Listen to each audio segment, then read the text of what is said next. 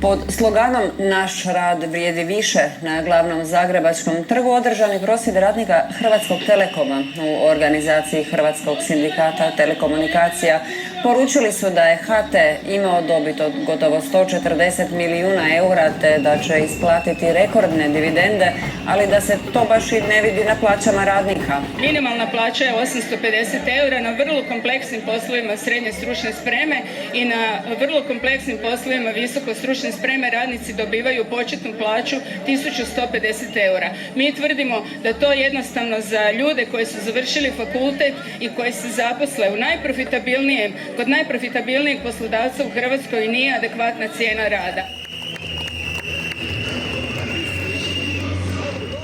Pozdravljam sve kolegice i kolege i drago mi je što vas vidim u ovakvom broju. Došli smo da kažemo našem poslodavcu: naš rad vrijedi više! Naš rad vrijedi više!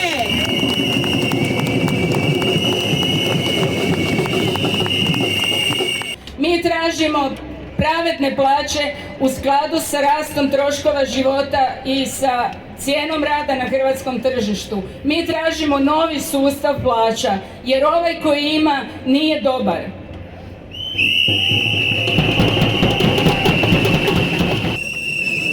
Misli globalno, djeluj lokalno. To je jedan krasan moto kako učiniti svijet ljepšim mjestom.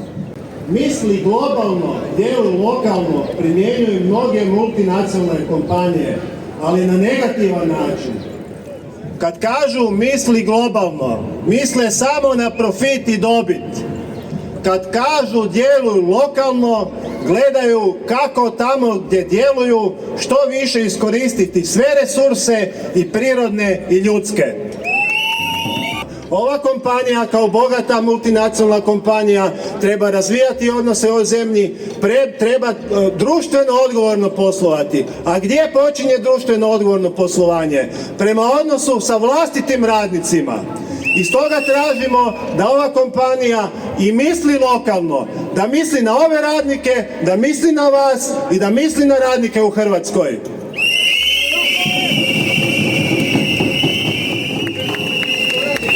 Drage kolegice, dragi kolege, pozdravljam vas ovdje na glavnom hrvatskom trgu. Gužva je danas ovdje i drago mi je da je gužva, jer svi kada imaju nešto poručiti, kada imaju nešto reći, hoće doći na ovaj trg. A mi želimo poručiti nešto o čemu smo dugo u sebi šutjeli.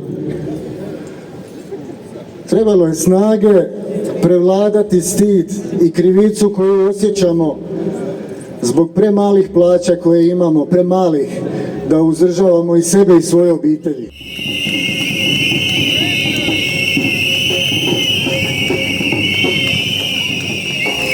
Ali gledam vas ovdje i znam da se sjećate vremena kada nije bilo tako. Kada smo bili ponosni, kada smo bili dio Hrvatskog Telekoma. Bili smo ponosni što od svog rada dobivamo plaću s kojim možemo pomoći svojim roditeljima, možemo skrbiti o svojoj obitelji. A danas svojoj djeci ne želimo ove poslove, svojoj djeci ne želimo ove plaće. Naš rad vrijedi više.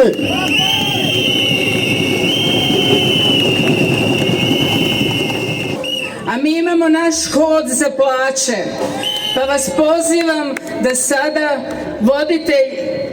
voditelj ovog prosvjeda, da krenemo, obići ćemo malo kroz grad, pokazati ljudima koji piju kavu da se radnici Hrvatskog Telekoma bore za veće plaće, jer naš rad vrijedi više.